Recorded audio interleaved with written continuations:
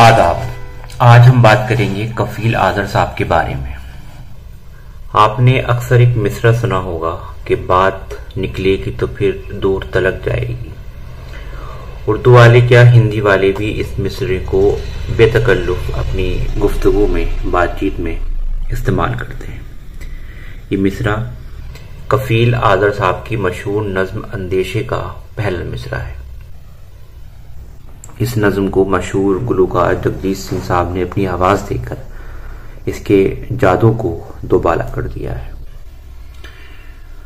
तो ये उनकी जो नज्म है अंदेशा, ये उसका पहला मिसरा है। हालांकि नज्म में न कोई बहुत गहरा ख्याल है, न कोई फिक्र है, बस एक हल्की फुल्की नज्म है।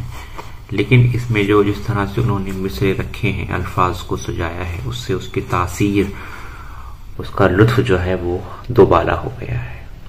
नज्म इस तरह है कि बात निकलेगी तो फिर दूर तलक जाएगी, लोग बेवजह उदासी का सबब पूछेंगे, ये भी पूछेंगे कि तुम इतनी परेशान क्यों हो, जगमगाते हुए लम्हों से गुरेजा क्यों हो।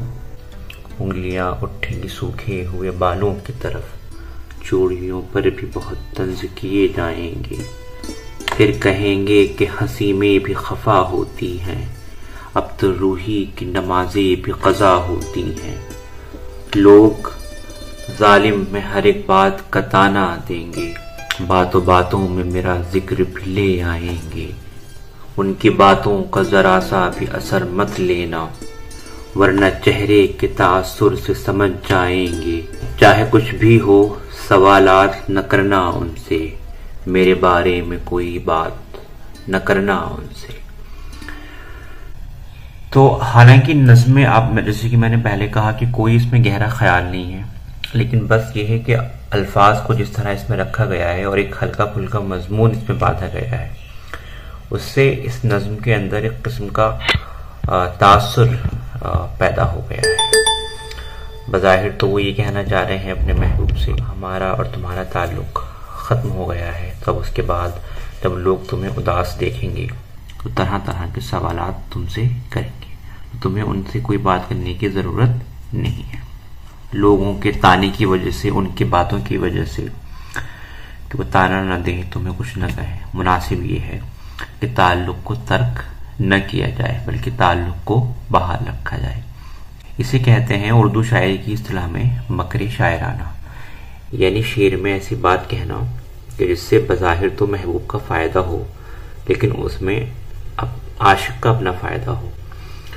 हकीम मोमिन खां मोमिन पहले शायर हैं जिन्होंने इस सनद कहें इसको अपने यहाँ इस्तेमाल किया है, और उसके बाद अलग अलग शायरों के यहाँ ये चीज़ मिलती है जिसको हम मकरे शायराना कहते हैं।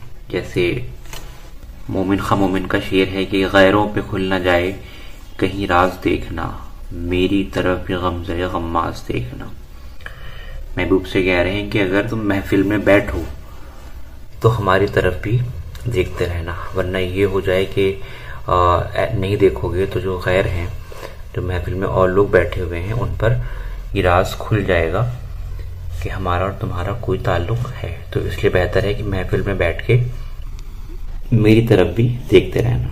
तो बज़ाहिर उनका फ़ायदा है, लेकिन महबूब की तवज्जो चाहिए, वो हमें भी देखे, दिल में ये बात है। तो उसमें असल में फ़ायदा आशिक का ही है, शायर का ही है, लेकिन बज़ाहिर लग रहा है कि जैसे महबूब का फ़ायदा है। तो इसको मकरे शायराना कहते हैं। तो जो कफील आजर साहब की नज़्म है उसमें यही ख्याल आपको नज़र आएगा कि वो बज़ाहिर तो ये कह रहे हैं कि लोग सवाल पूछेंगे, तरह तरह की बातें करेंगे, तो उनकी बातों से परेशान मत होना, लेकिन असल मकसद उनका कहने का ये है कि ताल्लुक बहाल रखा जाए, मोहब्बत का रिश्ता बना के रखा जाए, उसे ख़त्म ना किया जाए। तो ये इस नज़्म का मौजू है। इसके अलावा कफील आजर साहब ने बहुत सी फिल्मों के डायलॉग्स भी लिखे हैं, गाने भी लिखे हैं। उनका एक मशहूर गाना है दूरी न रहे कोई आज इतने करीब आओ, मैं तुम में समा जाऊं तुम मुझ में समा जाओ। एक कर्तव्य फिल्म है और ये गाना रेखा और धर्मेंद्र पर फिल्माया गया था। इसके अलावा और बहुत सी फिल्मों के डायलॉग भी हैं, स्टोरीज भी हैं, उनकी लिखी हुई कहानियां भी हैं। लेकिन बहरहाल हमारा मकसद उनकी जो फिल्मी जिंदगी है उसके बारे में बात करना नहीं है। हमारा मकसद है कि हम उनकी जो शायरी है उस पर बात करें। कफील आज़र की परवरिश एक बहुत ही कहना चाहिए मुफलिसी के आलम में हुई। उनके वालिद साहब और फिर दादा का इंतकाल कम उम्र में हो गया। उनकी वालदा जो बहुत गैरतमंद खातून थी, बड़ी हिम्मत के साथ उनको पढ़ाया लिखाया, और लेकिन 9वीं क्लास में फेल हो जाने की वजह से तालीम उनके बीच में ही रह गई और उन्हें फिर काम वगैरह कारोबार के सिलसिले में पहले मेरठ, दिल्ली, मुंबई जाना पड़ा। तो वो अपनी ज़िंदगी में अक्सर वक्त उनका जो है वो परेशानी में, फिक्र माश, रोज़गार की तलाश में गुजरा। तो यही चीज़ उनकी शायरी में हमें देखने को मिलती है। उन्होंने नज़में भी कहीं और गज़लें भी कहीं। वो जितने कामयाब नज़मों में हैं उतने ही कामयाब अपनी गज़लों में हैं। तो उनके यहाँ जिस तरह से गज़ल का एक मिजाज है कि उसमें आशिकी, महबूब वगैरह, लबवारिस की बातें की जाती हैं। कफील आज़र साहब के यहाँ भी ये चीज़ें हैं, लेकिन उनके यहाँ ज़िंदगी के जो मामलात हैं, जो मसाइल हैं, जो कुछ उन्होंने अपनी ज़िंदगी में देखा, महसूस किया, जो उनके तजुर्बात रहे और जो एक गुर्बत की ज़िंदगी उन्होंने देखी, वो सब कुछ उनकी शायरी में हमें देखने को मिलता है। कहते हैं, न आतिशे लबवारिस न इंतज़ार की धूप, न आतिशे लबवारिस न इंतज़ार की धूप, जला रही है हमें सिर्फ रोज़गार की धूप। तो ये रोज़गार की तलाश, ज़िंदगी की तलाश, ज़िंदगी के जो मामलात हैं उसकी धूप में हम चल रहे हैं। हमारा जो जहन है वो लबवारिस, महबूब के जो गाल हैं, होठ हैं, उसकी तरफ नहीं है, बल्कि जो ज़िंदगी के मामलात हैं हमारा ध्यान उस तरफ है। एक जगह कहते हैं कि रात भर चांद की गलियों में फिराती है मुझे, जिंदगी कितने हंसी ख्वाब दिखाती है मुझे। तो ये उनकी शायरी का खासा है कि वो बजाय महबूब के लबवारिस की बातें करने के, गेसू वगैरह की बातें करने के अलावा वो बातें करते हैं अपनी जिंदगी की हकीकतों की, उसके मसाइल की, तजुर्बात की, और यहाँ जिंदगी में किस तरह मसाइल का सामना करना है। तो एक हौसला उनकी शायरी में, एक हौसला मंदाना जो उनकी बातें हैं, शायरी है, वो उसमें नजर आती है। तो ये उनकी शायरी का एक इम्तियाज है कि उन्होंने मायूसी की बातें नहीं की। इतनी मुफलिसी, इतनी गुर्बत के बावजूद उन्होंने अपनी जो खुददारी है, गैरतमंदी है, जुर्रत है, उसकी शमा जो है अपनी शायरी में जलाए रखी। कई जगह कहते हैं कि जुल्म की भीड़ में शामिल कोई निकले तो सही, मैं भी सर दूं मेरा कातिल कोई निकले तो सही। जानलेवा है जुदाई का तसव्वुर, लेकिन है तमन्ना तेरा हासिल कोई निकले तो सही।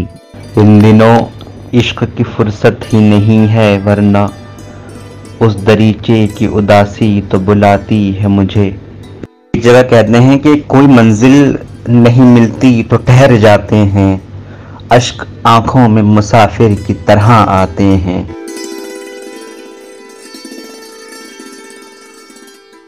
ये उनकी शायरी का एक बहुत ही मुख्तसर तारुफ है।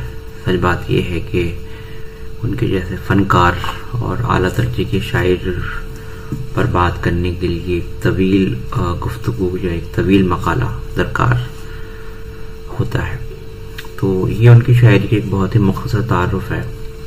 और इसके अलावा मैंने अपनी किताब अमरोहा की मुख्तसर अदबी तारीख में उनकी जो शायराना सलाहियतें हैं उस पर मुख्तसर गुफ्तगू की है। मज़ीद उसके लिए मेरी किताब इंशाअल्लाह देखें। और उन्होंने 27 नवंबर 2003 में अमरोहा में वफ़ात पाई और इस स्टेशन पर रौज़ा हज़रत शाह मोहम्मद चिश्ती रहमतुल्लाह अलैह का जो कब्रिस्तान है वहाँ पर उन्हें दफन किया गया।